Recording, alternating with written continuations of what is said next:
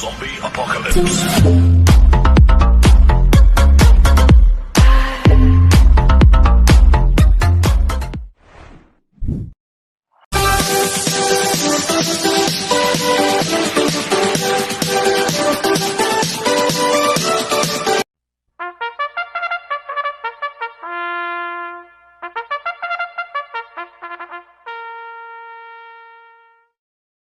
Magandang araw po mga bayang kararista. Ngayon po ay araw ng Sabado, May 23, 2026. Karera po ng Philippine Jockey Club Padre Garcia, Batangas. Meron po tayong siyam na karera sa araw na ito. Nandito naman po yung lingkod, Drunken Master Wangbu, aka Lotto Budoy, para magbigay ng giya at analysis sa inyo mga bayang kararista. Mga bayang kararista, start po ng karera natin ay 3 p.m. Kaya bago po ako magsimula magbigay ng giya at analysis, huwag pong kalimutan subscribe, like, and share YouTube channel ko po. At syempre, huwag din pong kalimutan i-click yung notification bell ko para updated po kayo sa mga bagong video ko. Kaya mag-i-start na po ako sa pagbibigay ng giya at analysis. Race 1, winner take all event, races 1 to 7.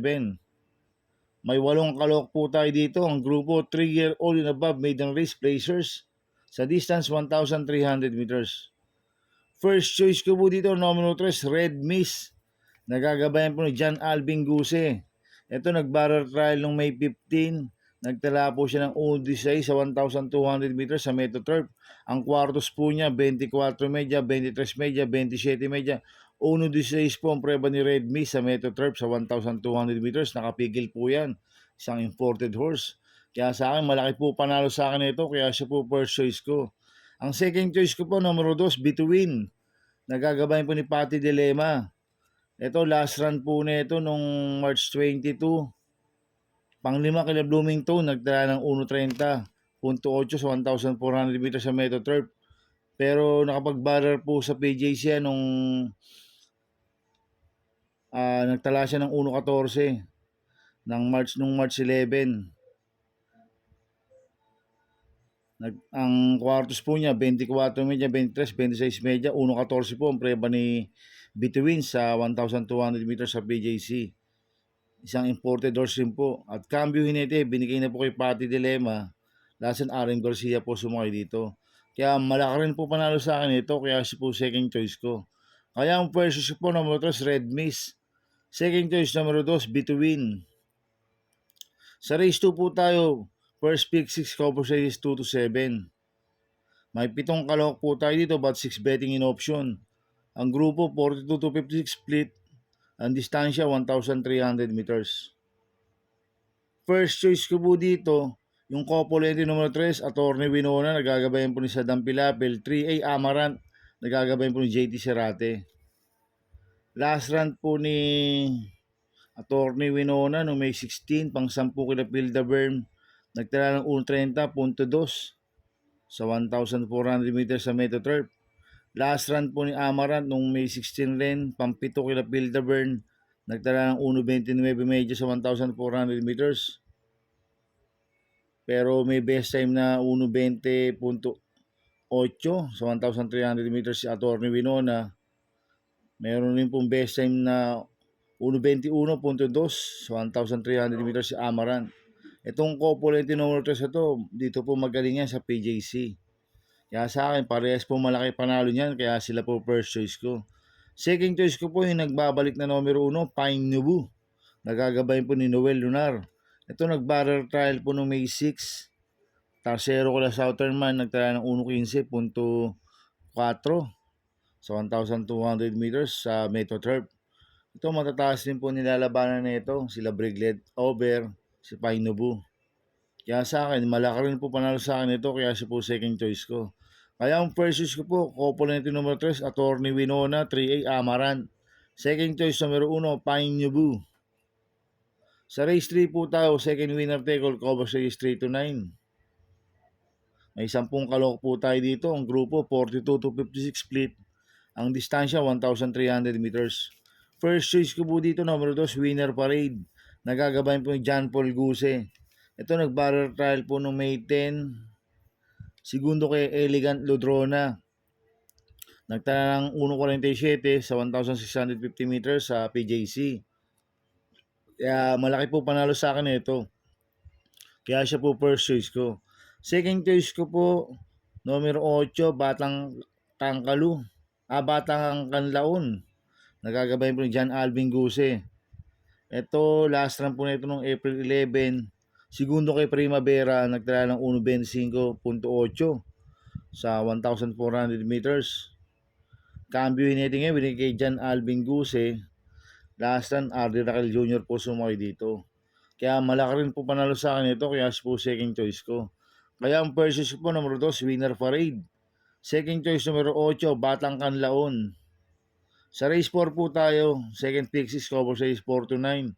May 6 na kalok po tayo dito.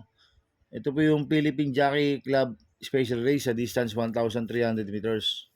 First choice ko po dito, numero 5, Heritage. Nagagabayan po ng apprentice jockey JB Pilitro. Ito, last run po nito nung May 15. Segundo kay Oruti sa Metro Turf. Nagtala ng 1.6 media sa 1,200 meters. Cambio natin ngayon, binigay sa apprentice kay JB Pilitro. Magangang peso, 50 kilo. Last run, sumakay RC Baldonido. Kaya sa akin, malaki po panalo sa akin ito. Kaya siya po first choice ko. Second choice ko po, numero 1, Alpha Miss. Nagagabay po ni RC Simasio.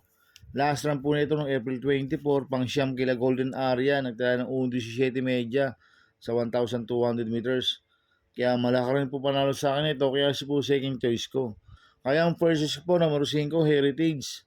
Second choice, numero 1, Alpha Miss. Sa race 5 po tayo, pick 5 event, races 5 to 9. May 7 kalawak po tayo dito, ang grupo 17 to 41 split, ang distansya 1,300 meters. First choice ko po dito, numero 6, Marangal. Nagagabay po ni Michael De Jesus. Last run po nito nung May 8, pang 7 kay lalaki Julian, nagtala ng 17.8 sa 1,200 meters. Cambio natin ngayon, binigay na po kay Michael De Jesus. Last run, NJ Steven po sumakay dito. At tingin ko, solo Irie po to, si Marangal. At magaling po kay Michael De Jesus yan. Kaya malaki po panalo sa akin ito, kaya siya po first choice ko. Second choice ko po, numero 4, Asong 4G. Nagagabay po ni J. Lazaro. Last run po na ito no May 8, pang 5 kila I Love Mati, nagdala ng 1.17.6 sa 1,200 meters. Kaya sa akin, malaki rin po panalo sa akin ito, kaya siya po second choice ko. Kaya ang first choice po, numero 6, Marangal. Second choice, numero 4, Asong 4G. Sa race 6 po tayo, mga bayang karerista. Pick 4 event, races 6 to 9. May 6 na kalok po tayo dito. Ang grupo 17 to 41 split, ang distansya 1,300 meters.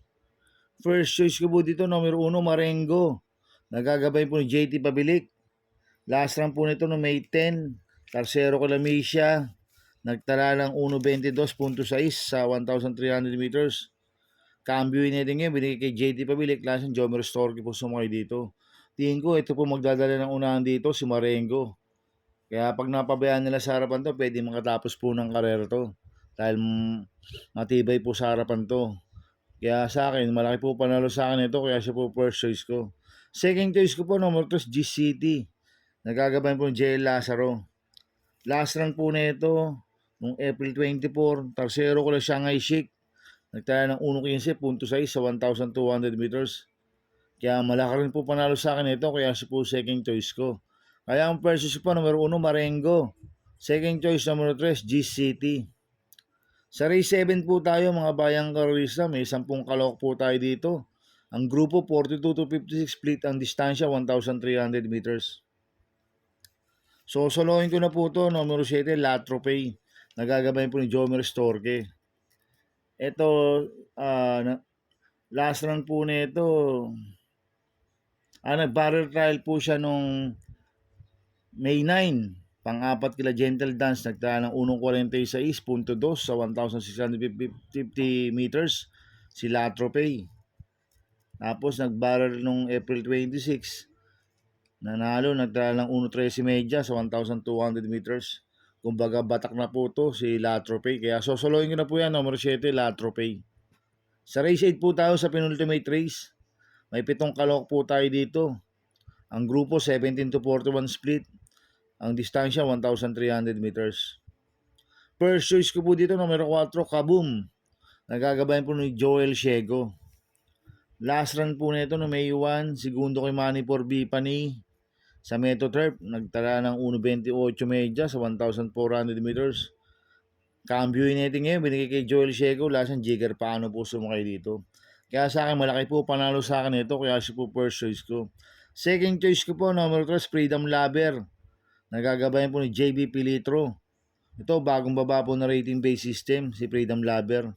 Last run po nito, May 15, pang 8 ko na Sweet Damani. Nagtala ng 1.6 medya sa 1,200 meters sa Meto Turf. Kaya sa akin, may panalo po sa akin to, kaya siya po second choice ko. Kaya ang first choice ko, numero 4, Kaboom. Second choice, numero 3, Freedom Lover. Sa race 9 po tayo sa last race. May 10 kalok po tayo dito. Ang grupo, 42 to 56 split. Ang distansya, 1,300 meters. First choice ko po dito, numero 6, Wild is the Win. Nagagabayan po ni AR Villegas. Ito, last run po nito nung May 10. Tumakbo sa PJC, pang-4 kila Sky Warrior. Nagtala po ng 1.18.6 sa 1,300 meters. Kaya malaki po panalo sa akin ito, kaya siya po first choice ko. Second choice ko po, numero 4, Spraywell. Nagagabayan po ni King Flores.